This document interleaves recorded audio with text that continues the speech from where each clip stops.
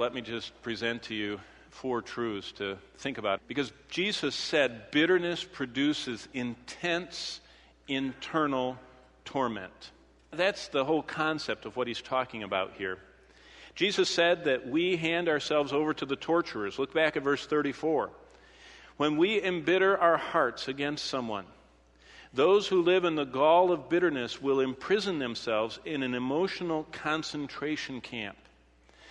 You, when holding on to an unforgiving spirit, you become a victim of immense internal torment.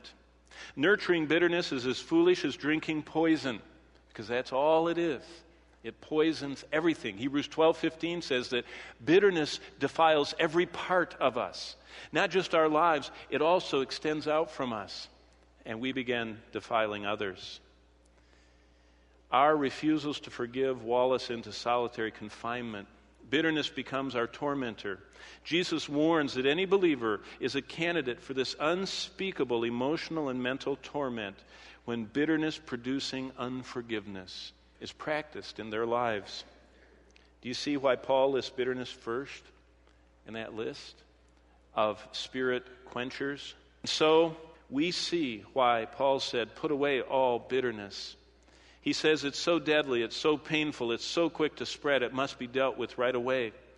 A bitter person gets cut and punctured by the words or actions of others, those wounds untreated by the healing grace of tender-hearted, forgiving attitudes. Do you know what the 32nd verse is? All of us probably learned that.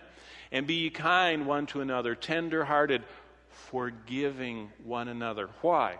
Because one another deserves it? No. Even as God, for Christ's sake, hath forgiven you. And so without the application of the healing grace of a tender-hearted, forgiving attitude, our wounds become a source of malignant poison. This wound infects the wounded person with bitterness, a hurtful condition that touches every part of their life. As Hebrews 12:15 warns us, bitterness spreads through our life until everything in it becomes defiled by that poison. This is what the writer of Hebrews says, look carefully lest anyone fall short of the grace of God, lest any root of bitterness springing up cause trouble, and by this many become defiled. In the context where we started of Titus 2, these women that were saved in the church in Crete had every reason in the world to not be forgiving. They were raised that way, they were bred that way, they were taught that way, they were treated that way. They were perpetuating the unforgiving, venge-filled society they were born into. But God says, when you're born from above, my grace comes into you. And my grace teaches you to deny the way you were born, deny the way your culture has formed you. And my grace energizes you to live the impossible life. To live a life that loves those that hurt you, that forgives and is tender-hearted.